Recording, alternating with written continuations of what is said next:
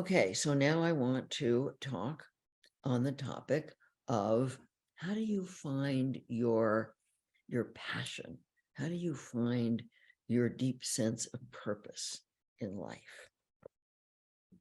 So indigenous cultures know that each of us is born with a blueprint. And there are some cultures that don't even name their kids until that blueprint emerges, which it usually does in the first few years of life. And so they may not be naming their kids for a few years until they're clear on what is natural, what that child really wants and who that child really is. So we all have a blueprint of what we came to the planet to offer, what would bring us joy, what your bliss is, following your bliss. That's what Campbell said, follow your bliss. That brings you to what your passionate purpose is. The problem is that for many of us, we put our inner child, that part of us that has the blueprint, that's your soul, that's your true self. But for many of us, we put that inner child in a closet very early. Might even have been pre-birth, might have been soon after birth, might have been in the first few years. But when you didn't get the love that you needed, then the wounded self started to come into being. How can I be to get what I need and avoid the pain I can't handle? And the wounded self decided that who we are and our soul essence just isn't good enough. If we're not getting love, then of course we conclude we're not good enough. We're not good enough to be loved. So I've got to create this wounded self, this false self, this ego self, to be okay in the world and to have control over getting love and avoiding pain and feeling safe. Well, once you put that soul in the closet, once you decide that who you are in your soul is not good enough, you lose touch with who you really are. You lose touch with what would truly bring you joy. But it's not gone. It's not gone. And as you practice inner bonding, that soul starts to emerge. And if you're really open to learning, then you're going to be open to asking your inner child, what brings you joy? What's fun for you? One of the false beliefs that a lot of people have about what they came to the planet to do is that if it's easy, it doesn't count. Well, it's exactly the opposite. If it's easy, that's what you're meant to do. It's like what I do has always been easy for me. I knew, like I've shared, that I was going to do this since I was 5. I was the kid that people always came to with their problems. It was easy for me. It was natural for me. It's never been hard. Now, there's other things, like when I was in college, I was trying to decide if I wanted to be a dancer. I loved dancing, but dancing was hard. I don't have a flexible body. It wasn't easy. What I do now is not hard for me. It's natural to me. So I want you to start to think in terms of what is fun for you, what feels natural to you, what comes easy to you, not what's really hard, not what you have to struggle with. Now, that doesn't mean that it's not okay for it to be hard and to struggle if it's something you really, really want. We do have to put in effort. And sometimes it's hard to do that.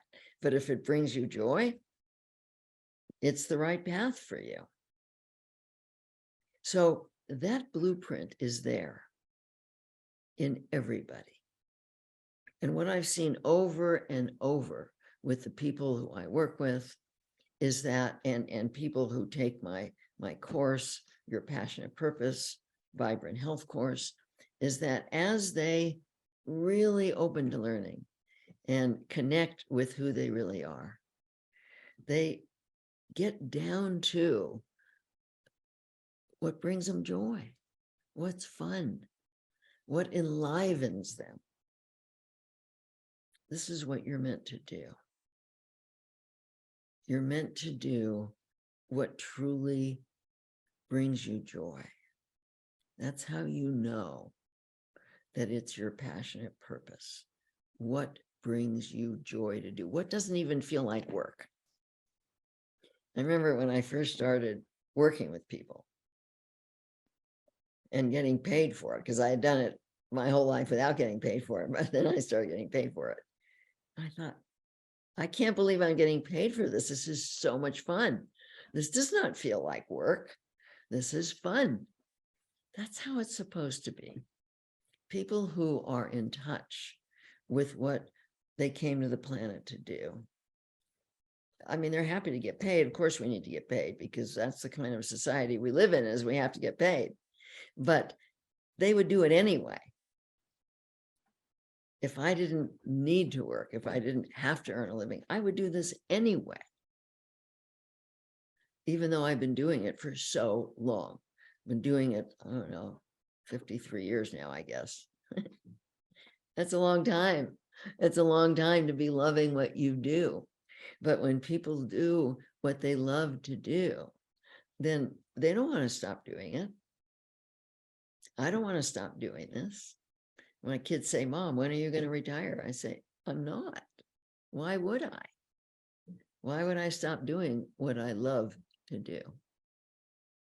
So the thing that's important to know is that it's there in your soul. It's in your inner child. And the more you practice inner bonding, the more that inner child trusts you as the loving adult. Trust that you're going to listen. Trust that you're not going to put your wounded self in charge and discount it and say, oh, that's not important, or you can't earn a living at that, or that won't be fun. That's what the wounded self will do. You don't, the little girl or the little boy in you isn't going to let you in on your passionate purpose unless that child knows that you're not going to discount what that child tells you, that you're going to listen. That inner child has to trust that you're going to believe the inner child. And this is true on a lot of levels, not just on discovering your passionate purpose. It's like I work with people who know that they've had some really bad abuse, but they can't remember it.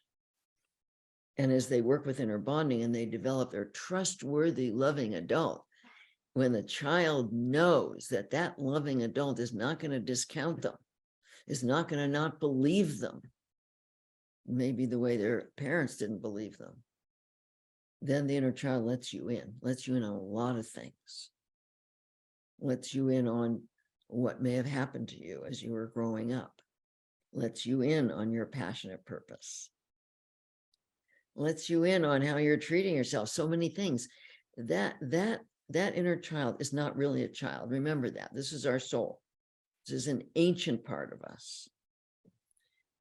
And just like an actual child, if you're a parent and you ask your child, well, did you do that? Or how do you feel? And if the child doesn't trust that you're going to listen rather than get mad or discount, child's not going to tell you. Child might clam up, the child might lie. Same thing on the inner level. And so if you want to discover your passionate purpose, you have to become a trustworthy adult, trustworthy, loving adult, which means you're connected with your guidance, which means you're going to listen. You're not going to discount your feelings. You're not going to discount memories.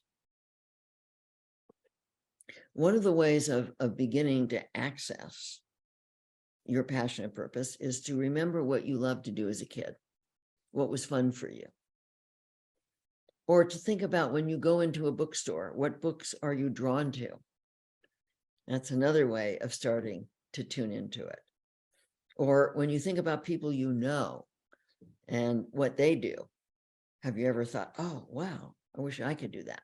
There's a lot of clues that we can tap into, like what was fun for us, what kind of books we read, what we're drawn to, when we've said, oh boy, that sounds like fun, when we know what somebody else is doing. Lots of ways of starting to tune in. But unfortunately, the wounded self is so used to discounting.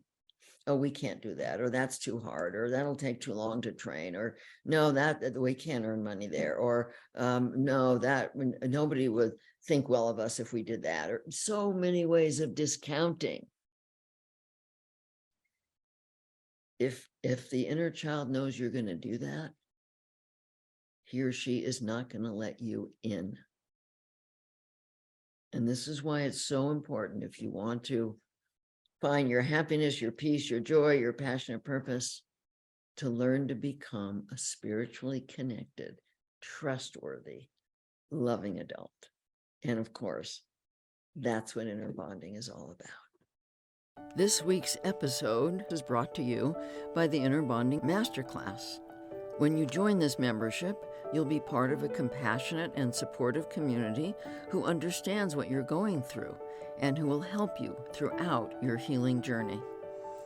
The Inner Bonding membership is created to provide laser coaching for you and others in the community who may be facing the same struggles, so that you can practice the inner bonding process more effectively and apply it to your life. You also get to vote on the topic that we will focus on in our bi-monthly masterclass.